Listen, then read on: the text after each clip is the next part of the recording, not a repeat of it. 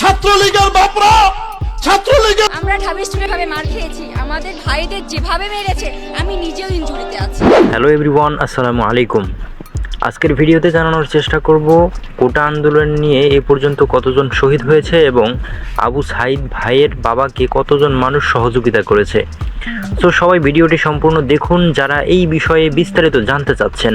তাহলে চলুন ভিডিও শুরু করা যাক। প্রিয় দর্শক, তার আগে ছোট্ট একটি অনুরোধ করতে চাচ্ছি, আপনারা যদি আমার চ্যানেলে নতুন হন অবশ্যই চ্যানেলটি সাবস্ক্রাইব করে দিন এবং যদি ফেসবুক পেজে ভিডিওটি দেখে থাকেন তাহলে পেজটি ফলো করে দিন। প্রিয় দর্শক, আমরা মূল বিষয়ে যাওয়ার আগে আমরা কিছু ক্লিপ দেখে আসি। চলুন এই আপুটি কি বলে তা আমরা শুনে আসি।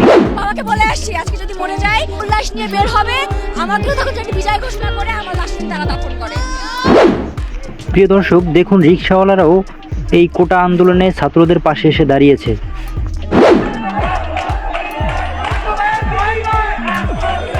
প্রিয় দর্শক, এবার আপনারা একটু দেখুন যে আবু সাইদ ভাইয়ের বোনের যে আর্তনাদ, সে আর্তনাদটি দেখুন।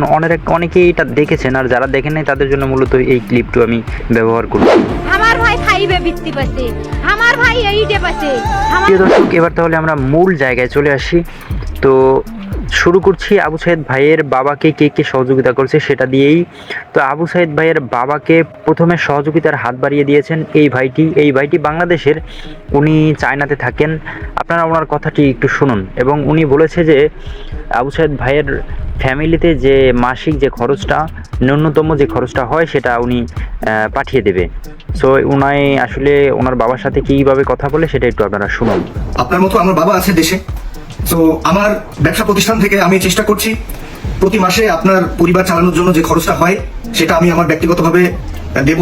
তো দর্শক, আপনাদেরকে জানিয়ে দিতে চাই যে এই পর্যন্ত আমাদের জানা মতে শহীদের খাতায় নাম লিখিয়েছেন প্রায় ৪৫ জন। অনেকে অনেক কথা বলে, আমরা লিস্ট পেয়েছি ৪৫ জনের। এখন যেহেতু ইন্টারনেট দিয়েছে, আমরা খুব দ্রুতই জেনে যাব যে আসলে কতজন মানুষ শহীদের খাতায় নাম লিখিয়েছেন। সো আমরা জানার সাথে সাথে আপনাদেরকে জানিয়ে দেবার চেষ্টা করব। সো প্রিয় দর্শক, আজকের ভিডিও এই পর্যন্তই। ভিডিওর কোন কোন জায়গায় আপনার মতামত দেওয়ার আছে সেটা আপনারা অবশ্যই কমেন্ট বক্সে জানিয়ে দিবেন। সো ভিডিওতে ভালো লাগলে, ভিডিও যদি আপনাদের কাছে ভালো লাগে অবশ্যই ভিডিওতে লাইক করে দিবেন এবং শেয়ার করে অন্য দর্শকদেরকে দেখার সুযোগ করে দিবেন। সো সবাই ভালো থাকবেন, সুস্থ থাকবেন। আসসালামু আলাইকুম রহমতুল্লাহ। ছাত্রলীগের মারা যুবলীগ যে করে তার বাপ্পাকে বলে দিচ্ছে, তোমার সন্তানকে নিয়ন্ত্রণ করো, তোমার সন্তানের মুখ সামলাও।